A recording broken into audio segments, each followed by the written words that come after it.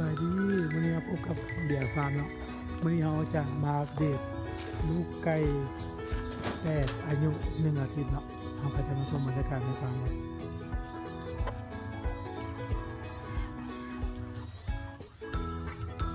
สัตว์ประเภทสามสี่ในฟาร์มก็เกลือไก่เกลืออาหารเรียบร้อยเนาะดูสุดท้าย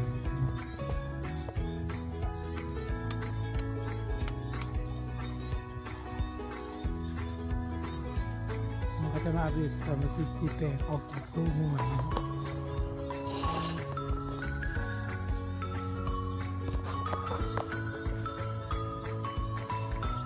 นี่คือสมาชิกที่แตกบานนี้เนาะ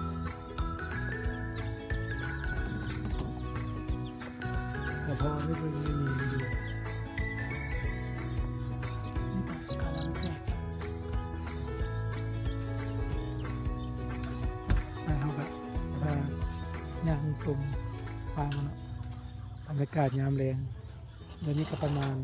6 โมงครึ่ง7 โมงยังเนาะ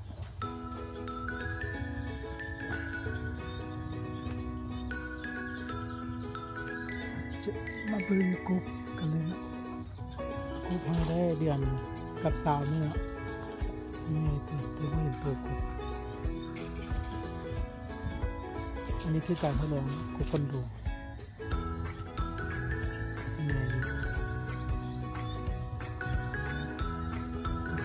บรรยากาศ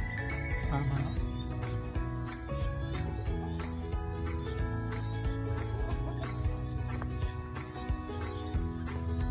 เราจะพาไปดูไก่อายุ6 มื้อเนาะมันมีอายุตัว6 มื้อแน่แล้วก็ตัว2 ทิศน้ำฝนของเราเอาไว้คอเลย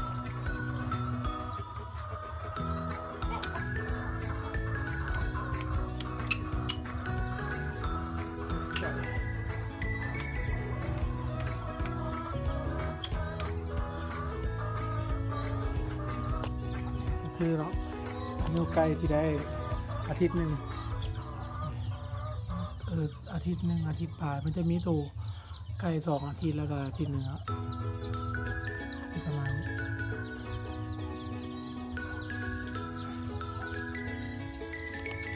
แล้วก็ทำก็เริ่มไข่แล้วได้มื้อละ2-3 มื้อตัวนี้มันจะเป็นรุ่นไก่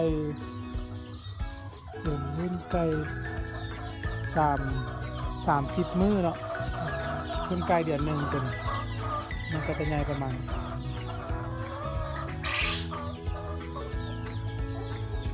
ตารางมาเป็นกระต่ายแล้ว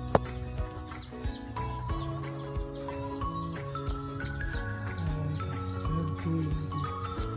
ลูกเขากันยังไม่ได้ใส่เลยท้ายนี้ก็ฝากกดไลค์กดแชร์กดติดตามให้เพจของเราเนาะฝากกดติดตามเพจและ YouTube ขอขอบใจ